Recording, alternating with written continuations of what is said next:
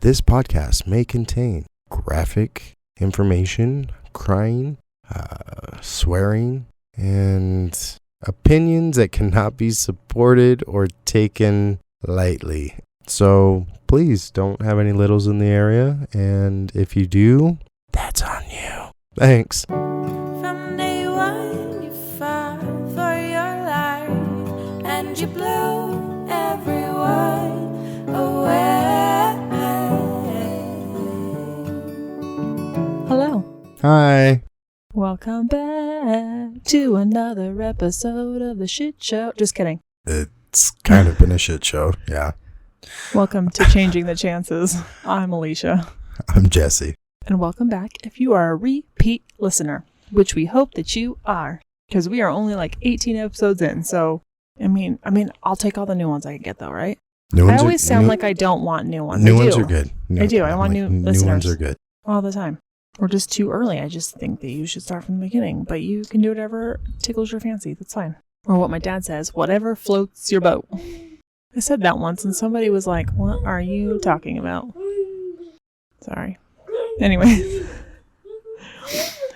Stop looking. You guys. Jeez. Anyways. You and Max both gave me looks. It was crazy. It was ridiculous. Anyways. So today, so it's going to be a loosey-goosey episode. We're just talking about being Piper's parents. Isn't that what we talk about on every episode? It is. It's very true. See? Loosey-goosey. What am I saying? I have to say, most parents probably experience these feelings no matter who your child is. It does not apply to every parent, which I am fully aware of. Because I think we've known some people in our life it doesn't apply to. Yeah, some people shouldn't even be called parents, but I'm not going to get into that. All right, because it's a lot. It's a really heavy topic. But I have to say, as ridiculous as this sounds, I don't think that you can even explain it to people who don't understand the love that you have for another human being having a child. So just to touch base on that, my mom told me after I confirmed her suspicions that you were pregnant, because she had already figured it out.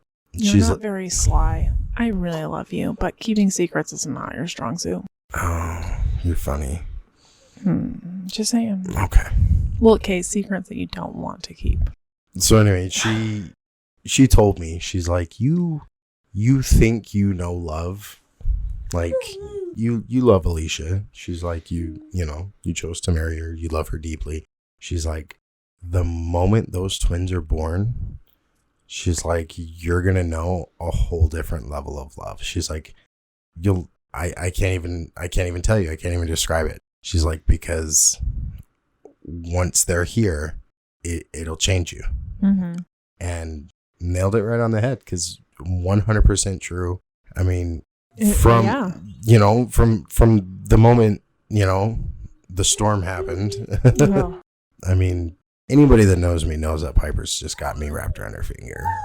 But that being said, my mom was still right. Like, it's even if Piper didn't have all of her issues and surgeries and everything, like, the love that you feel for your child is just unboundable. Like, I don't even know how to describe that feeling. Right? Like, it's legitly, like, because honestly, I'd kill for you. No problem. No questions asked. For Piper, I would do great and horrible things and not even think about it. Like, it's, okay, guess what? You got to do this. Like, you have to murder this woman or we're going to dismember your child. Wow. Guess what? How would you want this? How would you want this woman murdered? Like, you tell me. That went dark quickly. But that's what I'm saying. Like, that's how dark I know. it can get. I know.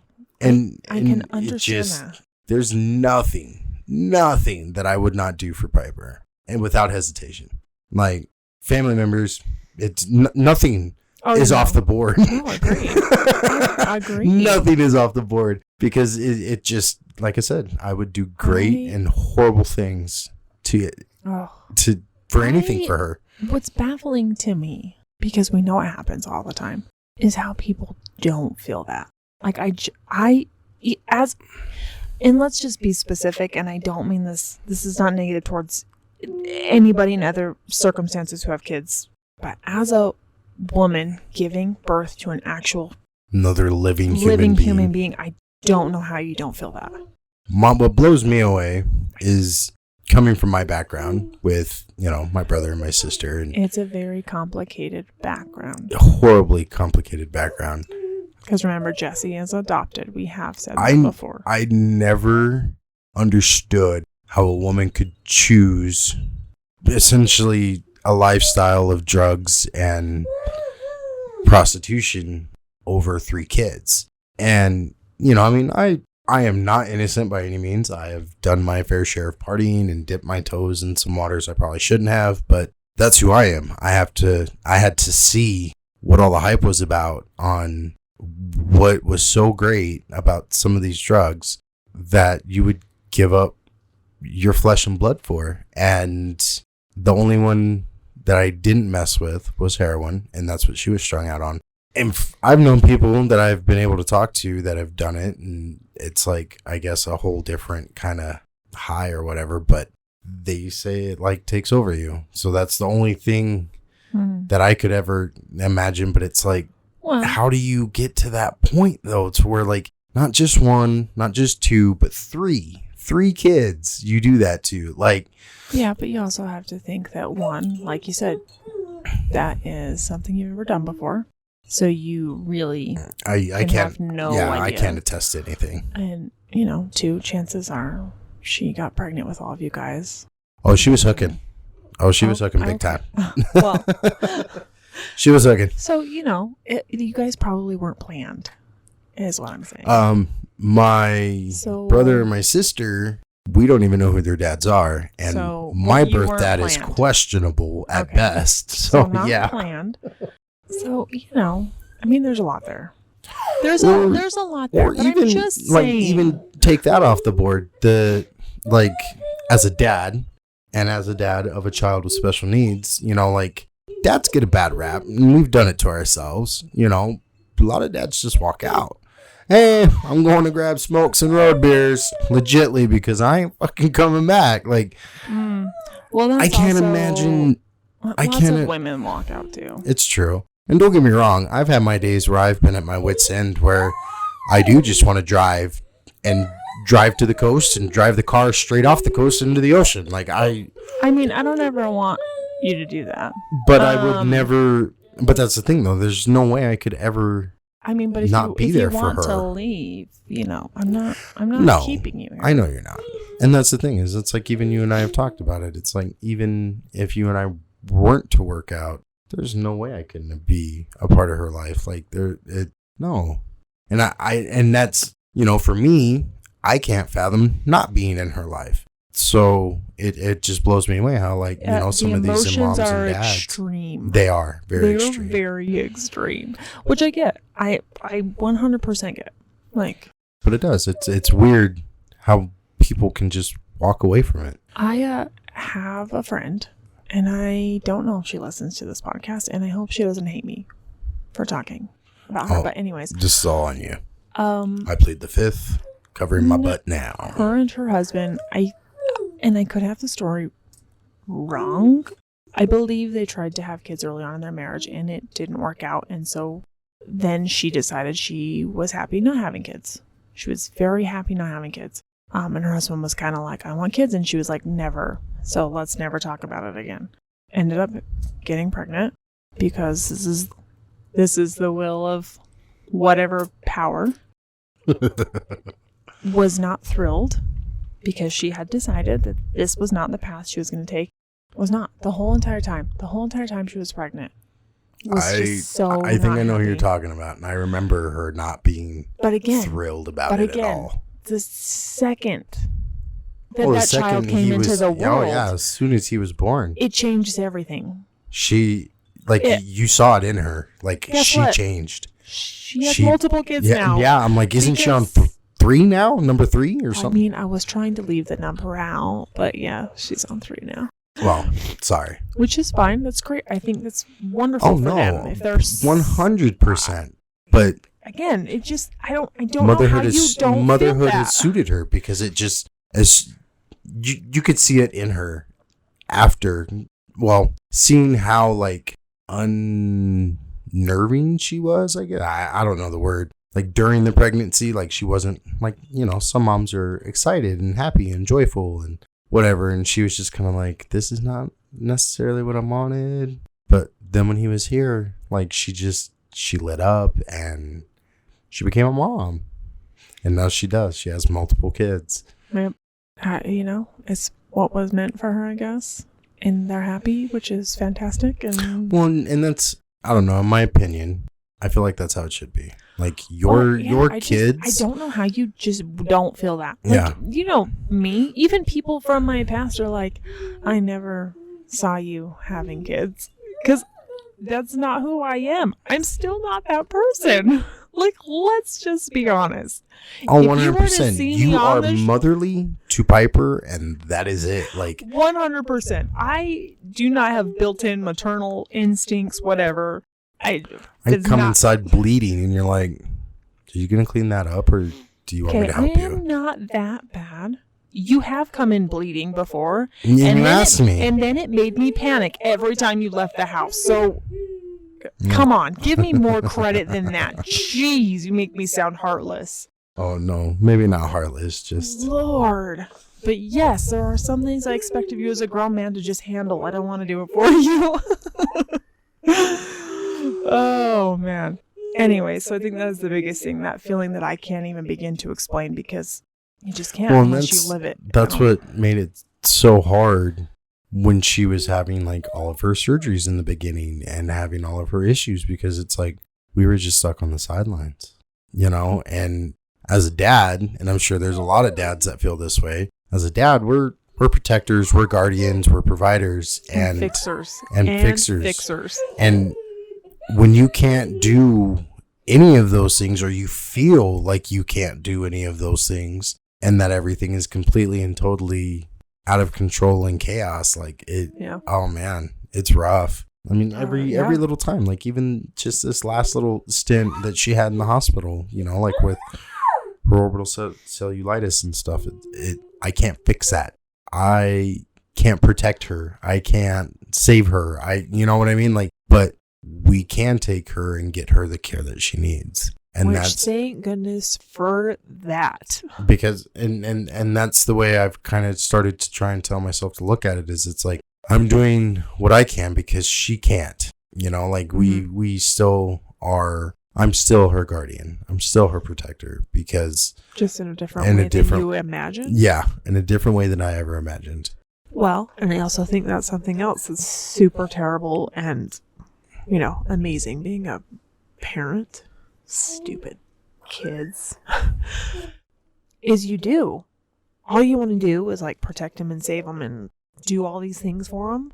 And you can't. Like there are just so many things in life that you just have no control over. There's nothing you can do about it. And that's the punch in the teeth right there, is because that's another thing that my mom used to tell me. Because I was a bastard. I was a shithead. And she used to tell me, she's like, one of these days, you're going to have kids, and this is going to come back and bite you in the ass, because you're going to know exactly how I feel right now. Like, you don't realize how much you scared me because you didn't tell me where you were going, and I couldn't find you, and I didn't know where you were at, and I thought something horrible happened. And she's like, one of these days. And now, you know, like, especially if you guys are up in the hospital, if we FaceTime or something, like, just the look on your face can do that to me, because it's like we're FaceTiming, and obviously the look on your face is telling me something is not good, and it is. There's nothing you can do about it. Nothing. And my mom's like, you know, like you one of these days you're gonna know. And I hear her a little more often than I'd like. Thanks, Mom. In the back of my head, you know, and it's like. And it's funny that the little memory of like the conversation her and I had when I was a kid will just randomly pop up in like an event or something that's going on with Piper, and I'll just hear it in the back of my head, and I'm just like, shut the You're like, I hate it when you're right. Right? Like I do. she the was thing right. is, and I cannot speak from like, what I was saying is I don't think that fear, that love, that connection, that it goes away. Like, guess what? I'm 35 and I am pretty sure my parents are worried about me every damn day. Like, I don't think that has changed. No, I don't think it is at all, because my mom tells me the same thing. She's like, you're my oldest and I still worry about you. I worry about you. I worry about Piper. I worry about, your family that you've made. And she's like, yeah, I'm so proud of you. She's like, but I still worry about you. Right. She's like, I know that you're capable and things like that, but you're my son and I still worry about you. Yeah, I don't think it goes away. No, not even a little bit. And for me, my only emotion that was ever overwhelming was anger. Yeah, but that's normal for you. Well, no, I that's don't mean that in a Can I mean way. finish? Can I Yes. finish? Yes. Sorry. So all I ever felt as far as overwhelming feelings was anger Oh.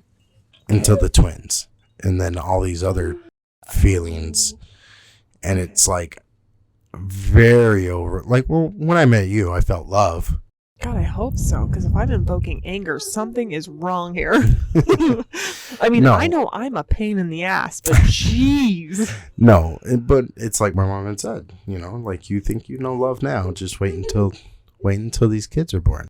And it's true. Still to this day stands true.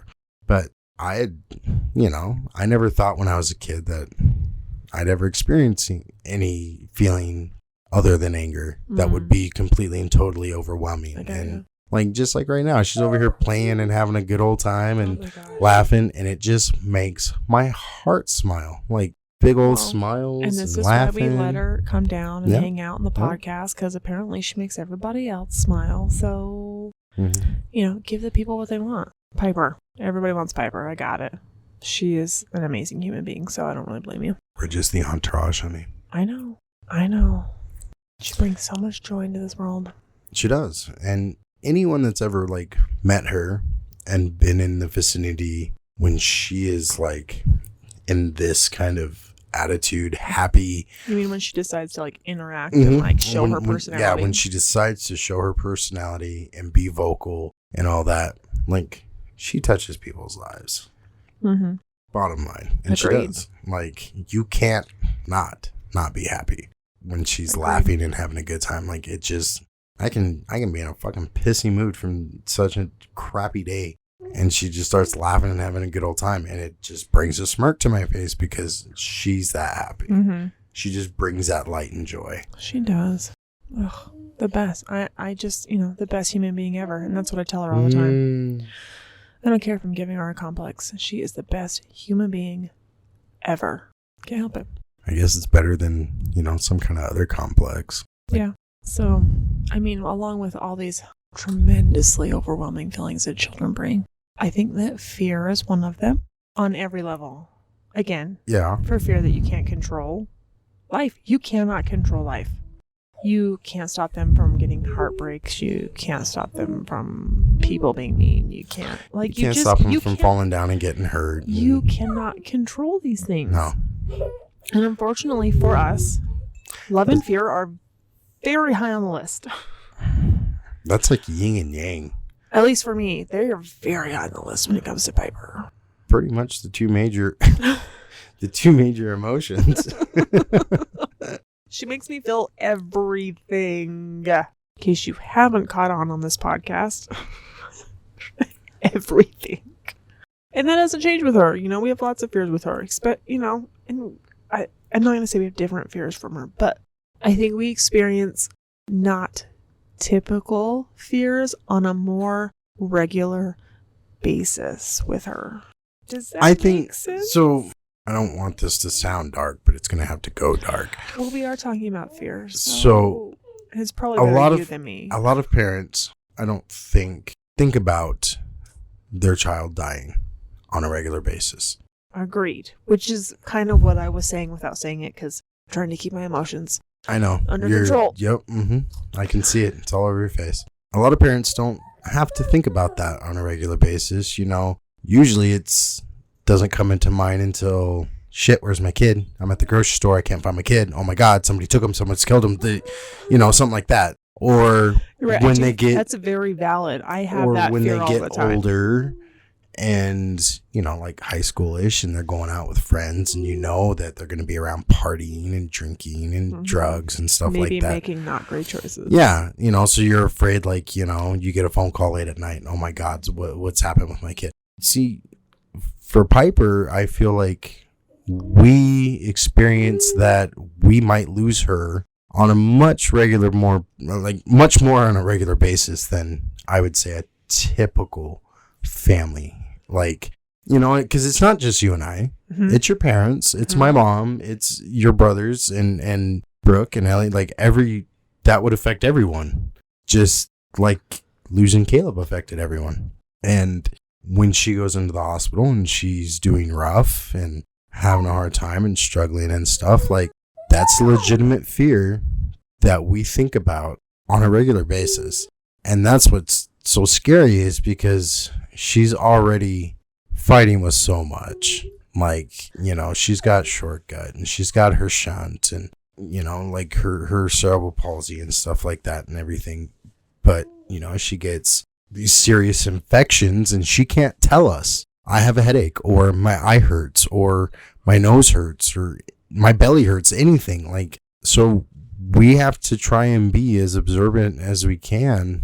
And sometimes, unfortunately, it takes a little bit of time. And the only way I can say it is that she's the one that ends up suffering, because we're trying to figure it out. And then it gets to the point to where it's like so bad, we have to take her into the hospital because now we can physically see something's wrong, because it's progressed and gotten that worse, you know, like, and then, like, just with this last stay, you know, like this orbital cellulitis, it's very close to the brain. Like, yeah. And it's an infection. It's an seriously aggressive infection. And Clearly, because we are still on fighting it. Yeah, it. we're still fighting it. She's still on a PICC line with these hardcore antibiotics. And it you know, she looks great now, but there for a while, she looked pretty rough. And, you know, we got to worry about infection. And it's like, even right now with her PICC line, her life is literally in our hands. We screw up, we can kill her.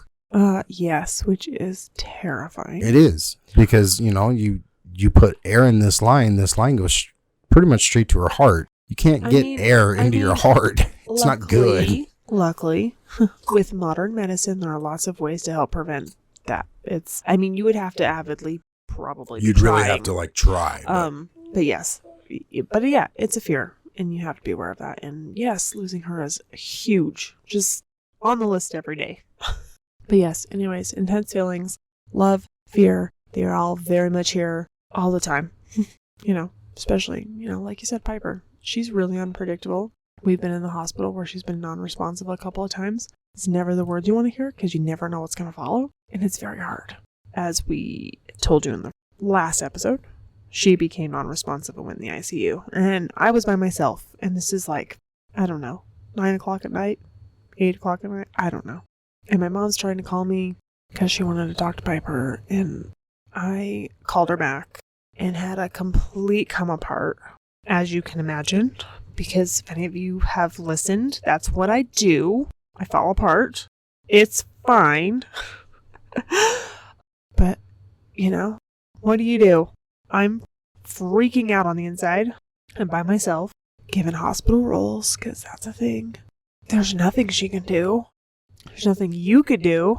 Me and Jesse did try to talk, and he's like, I can't talk to you because you were crying way too much.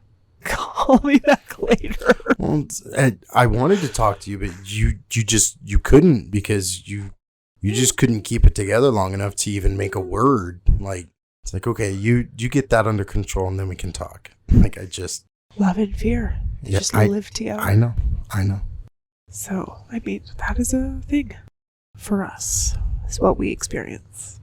And I think what's hard for us too is, like, you know, a lot of people don't know that or understand that. So it's like the empathy's kind of gone, to where it's like, yeah, okay, we get it. Something's wrong with your kid. And it's like, no, you don't get it. Like, your kid gets up, goes to the bathroom on their own, gets themselves ready, goes to school. Like, they have these normal, typical lives. And you just don't, you take it for granted because you don't, it hasn't touched you the way it's touched us. So you don't get it and you don't understand it, which is fine. I don't expect people to, I don't need people's sympathy or whatever. Just a little understanding. Like, you know, like my last job when Piper was born.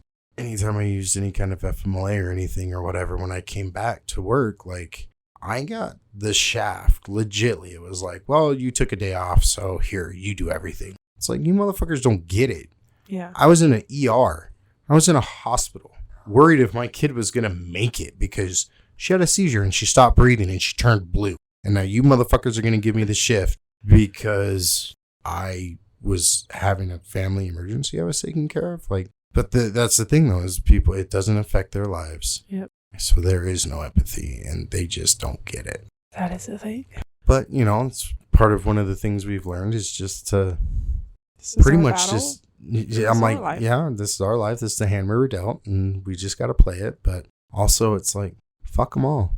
Like, yes. I think the big one that having Piper has taught me is definitely like boundary setting.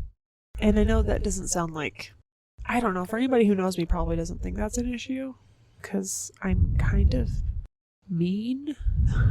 I don't know how else to say it. She's taught me how to set boundaries. I'm very good at it now. I don't care who you are. I don't care if you're family. I don't care if you're friends. I don't care if you're a stranger anymore. I'm very good at like saying no, or this is not okay, or this is what we need, or whatever the case may be. I've gotten really good at that. Because she has taught me that she is the most important human being in the world to me. So, same for me. She's taught me patience. Anybody that knew me pre-Piper, like even now, like the limited and little patience that I have is thanks to Piper because, you know, Piper does things on Piper time, and oh yeah, it's.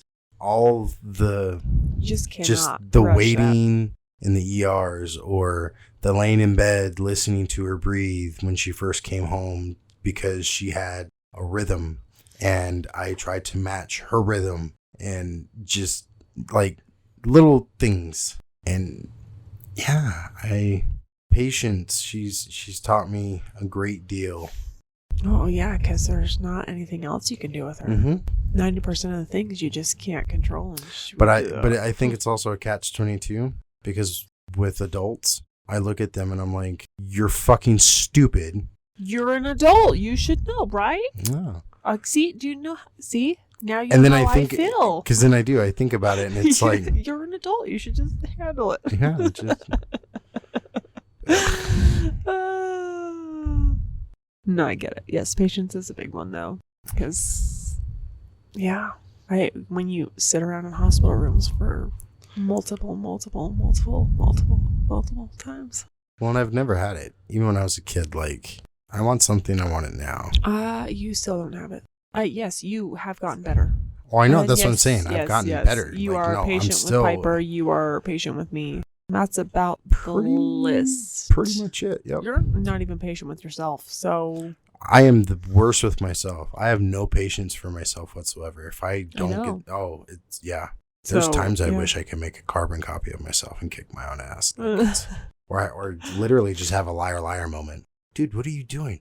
I'm kicking my ass. Do you mind? I love that movie. It's great. We weren't going to make it through a podcast without referencing a movie because that's what we do. But no, the biggest thing for me is just been patient because, I mean, in all aspects, even like right now with her pick line, you have to go slow and you have to be patient and you have to make sure that you're paying attention. Like you have to be, you just have to. Yeah, I think that's a good one. You know, side effect as for us that doesn't pertain to all parents is we have learned so much medical crap. Oh my God. So much medical crap, which you never think about as a parent because why would you? That's what doctors are for. Nah. No, we've learned so much medical crap is ridiculous, which is fine. I'm happy to learn it. You know, people make the joke, when are you going to become a nurse? Never. I'm never going to become a nurse because, you want to know why? I only want to take care of Piper. Not that not everybody else's kids are worth taking care of. They are worth taking care of, but I don't want to do it because it is way too much pressure in my hands. Not only that, you get attached. Yes. You would break down and bawl every single day at work. I would cry every day, probably. And well, I mean, unless it was a good day. There's well, I mean, there are good days. There are good days. But then you would probably cry because you'd be like, honey, this child did this today. I can't tell you their name and I can't tell you anything because of HIPAA laws, but this child accomplished this today. And yeah, you're right. I probably would. You would cry every single day. Hey, upside, I wouldn't be crying because of Piper, and I wouldn't be crying because of anything you did. So, I mean, something, right? I guess. But yes, no, that's way too much pressure. I'm good. Focusing on my own child who is enough for me is enough for me. I can't. No, the best is when we're at the hospital and the nurses are talking like nurse lingo, and either one of us hop in and we can just. And they'll just kind of look at us like, oh, it's like, yeah, this is not our first rodeo. Yeah. Well, we can read the monitors. We kind of have a pretty good idea what you guys are talking about. Like, well, as long as you're talking about my kid. Yeah. Yeah. But, they start talking about markers and, O2 stats and everything, this, that, and the other. And it's like, so what are we going to do with that, guys? What are you thinking? Because, right. Like, oh. Well, and then you start to learn, like, just like any parent with their kid, you know your kid. You do. You live with them. You're with them every day. I don't give a shit what doctor has however many fucking MDs in the world. A parent knows their kid better. Well, yeah. And they're very nice. Like, we've never... that's not true. Most of the time, they are very conscious and go, you're with them all the time. You need to tell me. And this is true. They're very good about that. Like, hey, mom, dad, is this baseline for her? Like, you know her best. Does this look normal? And usually it's like, fuck no, this isn't normal. Fuck no, this isn't normal. This is so fucking off the rails right now. It's not even funny. But it's crazy. So like I've learned with this last visit that now that she's older because she's 7.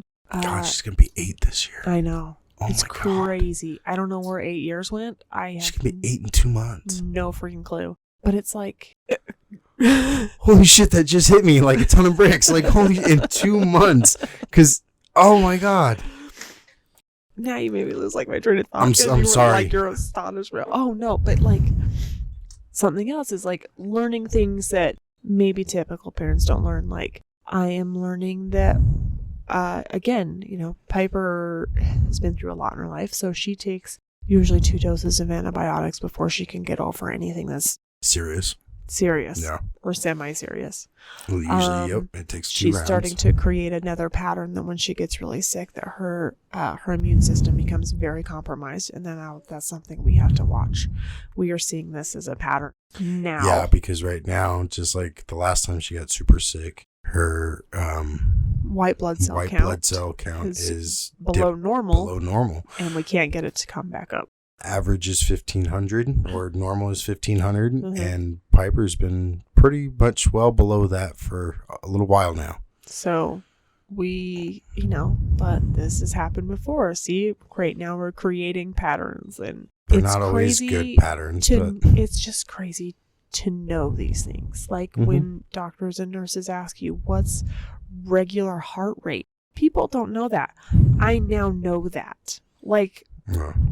for Piper, I can now answer that question. Like, what? Well, yeah, because it's like if her heart rate's dipping down below, into the 70s and stuff, it's like, well, what are you talking about? 70s is fine. Well, yeah, but that usually means that she's like sleeping. She's out. No, not even at all. Oh, nah, Daddy doesn't know. Yeah, when she's like in her 60s, yeah. Which is a good heart rate for adults. For kids, it's pretty low. Sleeping's fine, but yeah, she's in deep sleep. Yeah, so it's just crazy the things you learn and what she's taught us. Things I never thought I would know. And again, she got a G tube, which means you feed her through a tube that goes into her stomach. It's not scary, but we've had to learn it. It can be. That's something we've had to learn.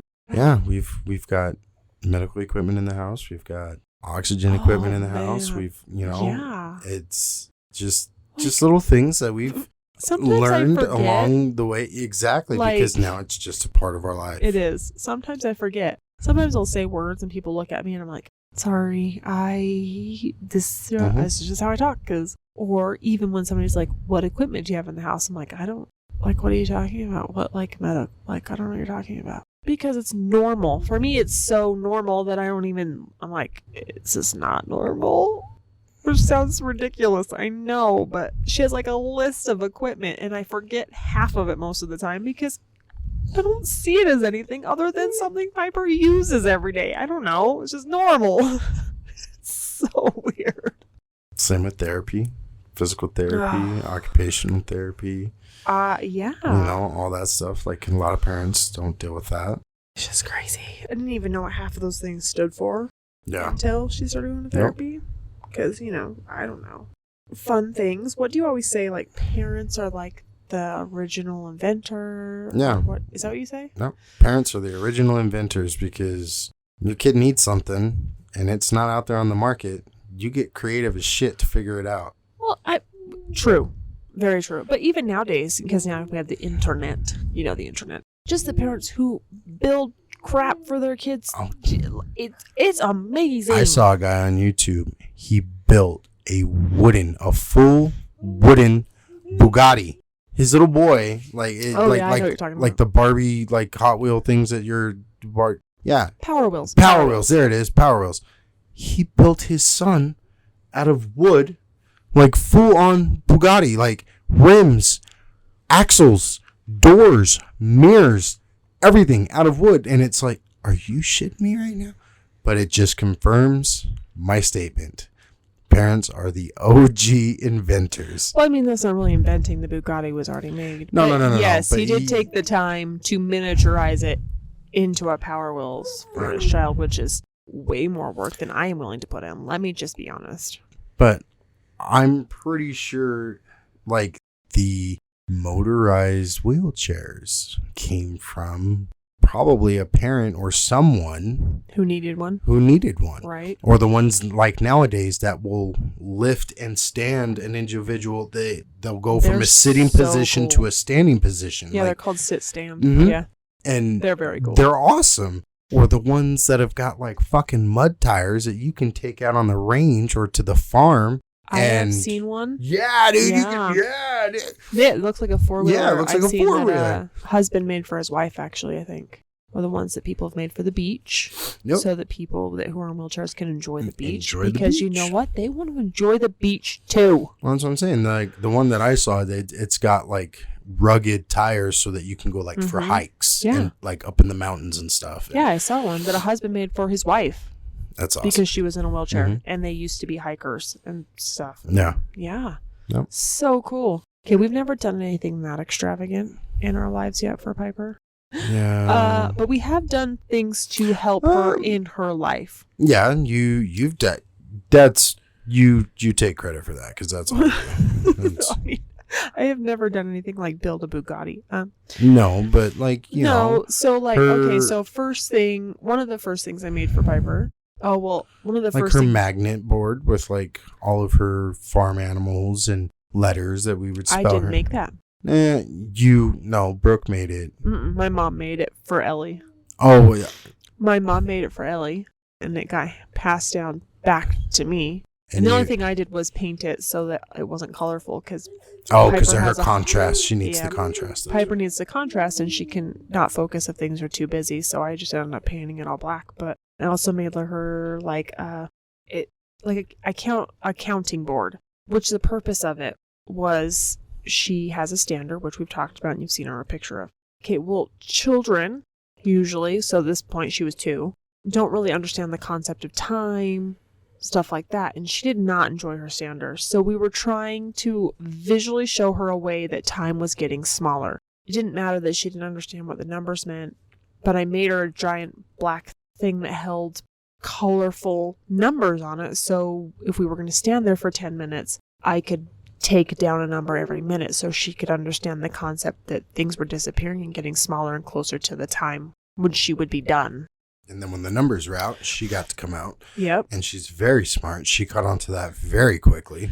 So, I mean, like, I did something like that. I made her a schedule board. It's just out of black poster board. I think, yeah. Yeah, and I just took pictures of everyday routine stuff, and I stuck it on the board where it went, and we talked about it as the day went on, and we did that so she could visually see what we were doing. That's actually never been an issue for her, though. She's pretty good if you just verbally tell her she's pretty good what's happening. Yeah, she doesn't really need to know, and we're on a pretty good schedule that and her like hammock swing, oh man, her big hammock swing in the house, like I'm very proud of that. I did not do that all on my own. No, you got help from your dad, but the idea was mine, and I'm very proud of that. We brainstormed. I was a part of that also. You're always a part of it, honey, always. But no, that was great because we took a swing, added a motor to it so that it would essentially rock Piper, because baby swings only go up to like 30 pounds or something like that. And yeah, I think we found one that went up to 40. And she ended up burning that one out after. Burned the motor out because she just got too big. And she loves to swing. She loves it. Swing. Loves it. And it's great. We got a swing outside that we can push her on. No big deal. But we wanted something in the house. Yeah. Well, and then in the wintertime, when like right now, I got up to go to work this morning and it was 16 degrees. Yeah. Like, nobody wants to go outside and swing in that shit. No, it's awful. It's horrible. But she loves it. Literally a hammock chair swing that's made for outside. And it's attached to a big giant. Yeah, so if you buy the stand that it can hang on in the house. And I just bought an automatic hammock swing arm. They make them. They're automatic. And my dad and my brother welded it onto the top of this stand. To the frame, yeah. So that we just turn it on and it swings her. It's amazing. It's great. She loves it. I'm very proud of it. I'm very proud of it. We'll definitely post a picture of that because I'm very proud of it. But it'll hold up to 250 pounds. Yeah. But the swing will only swing up to, I think, like 100. The automatic swing thing, is no, like the frame in the hammock will hold like 250, 300 pounds, but the motor will only move, I think it's like 100 or 150 pounds, which more than likely I can almost guarantee Piper will never reach. Like she's only 50 pounds. She's good to go. No, I'm like probably at her heaviest, she'll probably be 80, 90 pounds soaking wet. So as a baby, there was this weird thing, and we didn't invent this. This isn't a thing, but so when we moved her from her bassinet to her crib, she was having trouble sleeping, and we couldn't figure out why, which we all know sleep's an issue for her. But I did talk to her PT, physical therapist. Sorry for those of you who don't know. It always looked like she was terrified too, and we couldn't figure it out why. Yeah, and they said, well, because she went from a space where she could pretty much touch every side. It's very enclosed and very small, so you feel because she has vision problems. She can't really see, and then you turn off a light, she can't see anything. And we put her in a crib where she felt kind of, I won't say like in midair, but kind of, she was just in open because she was so tiny, and her crib was a normal crib, but she was so tiny, and then putting her like in the center of it, she couldn't feel anything. Yeah. And then she was struggling to even roll over, so she couldn't even roll over and like feel something. So she was just laying there freaking out, like free falling. So they're like, well, you should hang blankets off the side. So we basically hung blankets off all the sides of her crib for years until she was out of a crib. To give her more of an enclosed. So it felt enclosed. Guess what? It worked. Fucking worked. It's crazy. The things you don't think about when you don't have to. I have to say, in the last 7 years, I've learned a lot. Some of it I didn't want to learn. That's fine. We're here. I will learn anything else she wants me to, but... at this point, you're already... She's made me feel every freaking feeling under the sun. Being a parent is really, really hard. It's very rewarding. I wouldn't change it for the world, but damn. It's hard. Some days. It's really hard. And that's okay, because she's worth all of it. You know you are. Yeah. We're wrapping up, kiddo. We are, right now. I mean, that's just a list. We could probably go on forever about just everything. And people can probably relate, because... It's funny. Sometimes she's taught me patience. But when she's done, she's like her old man. She's fucking done. Ugh, picking up those bad habits.